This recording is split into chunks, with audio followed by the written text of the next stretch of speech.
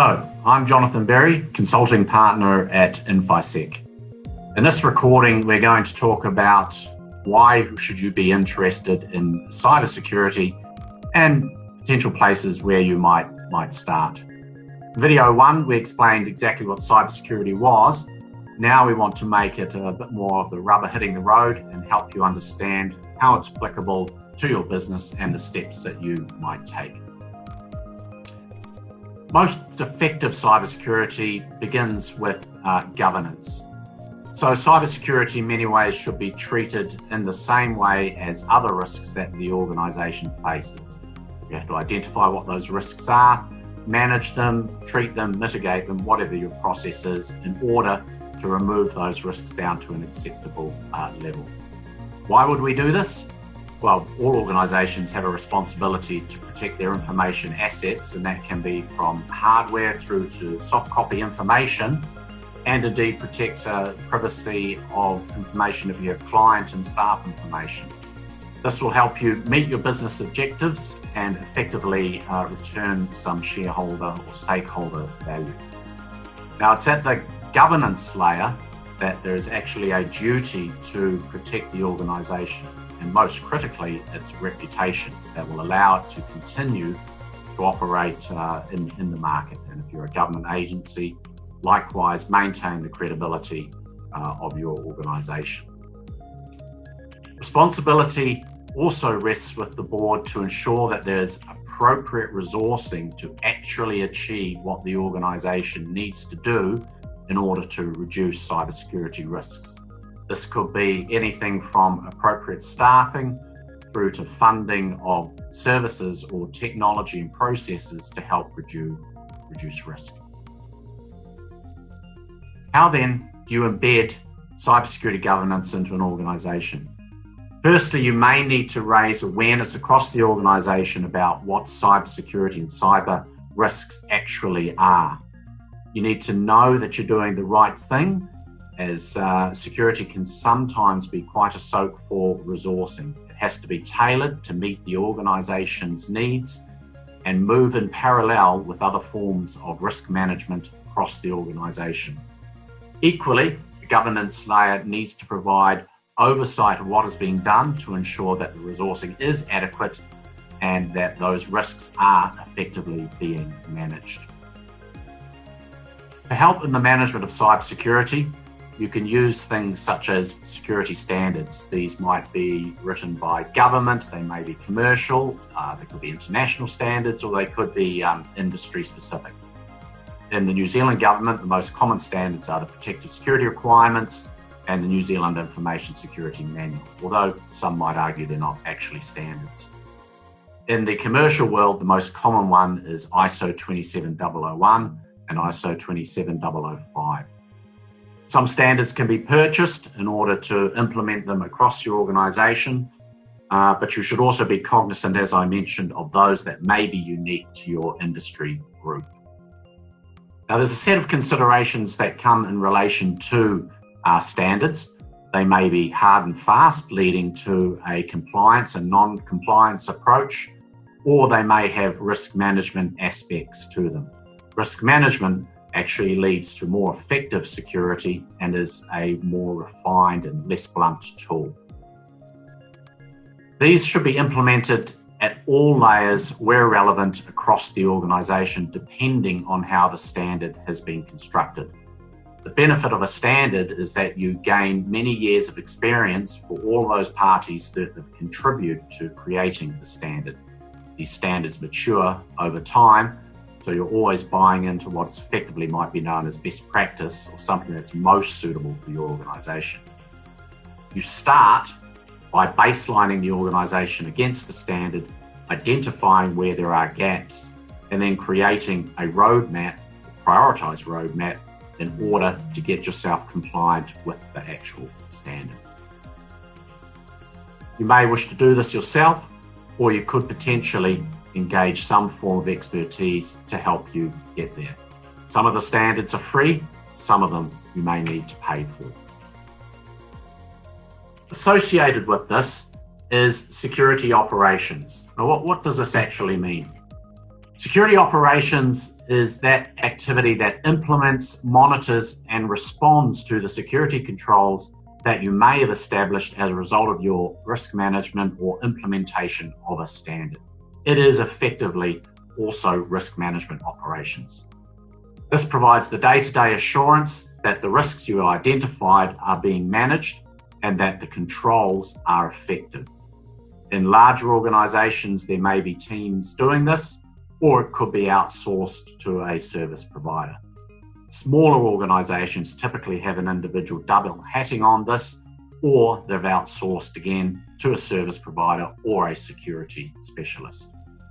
One thing we do recommend is that you should not use your IT service provider as your security provider, because we believe there's an inherent conflict of interest in that arrangement, in that the service provider may not necessarily declare all security events that they are responsible for. So what does good security operations look like? They should be transparent so that the organization can see what risks are being managed and that the controls are effective. There should be ongoing monitoring and alerting. There's no point investing technology unless someone's actually looking at the controls and managing them. And these controls should be focused upon addressing the risks and associated threats. Security operations should also be established in such a way that it doesn't actually hinder, but rather supports or enables business operations. So when you're seeking to become compliant or conformant with a standard, it's important to know what your current posture is so that the security controls can be tailored to best meet the risks. This typically involves baselining against the standard and should involve interviews with the internal stakeholders to understand what their interests are and what it is they feel is important that needs to be protected. You may do this yourselves, but sometimes it's better to involve an independent party who may be more experienced in this work and is able to adopt a independent view of how the organisation is managing its risks. This can be framed as a discrete piece of work to be delivered, as opposed to someone doing it within the organisation on top of their day job, which may lead to a protracted piece of work or inefficiencies in the process itself. It is prudent, as I say, to have an independent party, because in this way you're generally not measuring your own KPIs. Your baselining effort will typically involve an organisational review with those stakeholder interviews, review of documentation around security policies, risk management, asset classification, and general security processes, but it may also involve technical testing to determine whether or not security controls deployed by the organisation or service providers are actually effective. Once this baseline has been established, it will allow the development of a security roadmap. What then will an organisational review actually tell me? It will help you identify the sensitive and critical information in your organisation, and indeed the sensitive and critical systems that support the business. This is essentially the things that need to be protected from cyber threats. It will also show where you have significant risk exposure. As this information and systems are mapped, it may determine that you have information flowing throughout or outside of the organisation in a form that is unprotected. It may also reveal that certain systems and software have significant vulnerabilities because they've not been patched, or they may never have been tested or configured correctly, such as firewalls.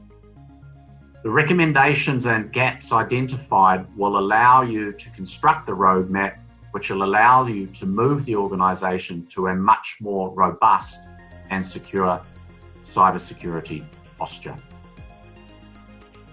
Technical testing can be quite problematic, but it goes under a number of guises. Technical testing, obviously, but it's also known as penetration testing. This is often done from a position of an internet-based adversary seeking to break into the organisation. But if you're an organisation that has segregated its internal network, it also seems prudent to look at those controls to make sure that information within each segregated part of the network is being adequately protected from unauthorized access. You could also test from other parts of the organization to determine if an insider is able to make unauthorized access to resources that they wouldn't or shouldn't have access to. Technical testing is a great way of finding out whether or not there are vulnerabilities in the organization that will allow you to then either patch, reconfigure, or address whatever the vulnerability is in order to move your organization into a more secure posture. This is a very specialist function and not something you should be doing with an internal resource unless they are trained in it and know what they're actually doing. I like to liken to performing open heart surgery on yourself. Probably wouldn't do that. So equally, if you want a comprehensive technical testing done, you should use someone that's adequately trained in it.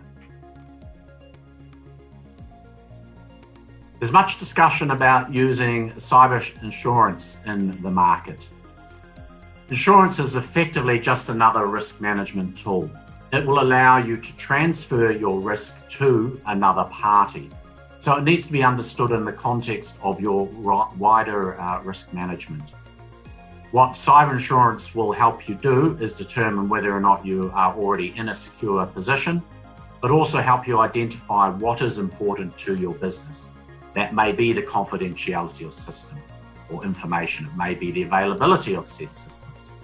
And you'd want your cyber insurance to cover those things that are most important to you if you feel something might go bump in the night and you need compensation for that. Cyber insurance is also a useful way of funding professional incident response and forensic investigation of whatever the security event is. So do organizations actually need cyber insurance? This is something that you'll have to assess against your current posture. If you feel that your security is robust, you may be able to argue that your need for insurance is somewhat decreased, but equally, if the posture is that robust, you could argue that you may be able to reduce your premiums.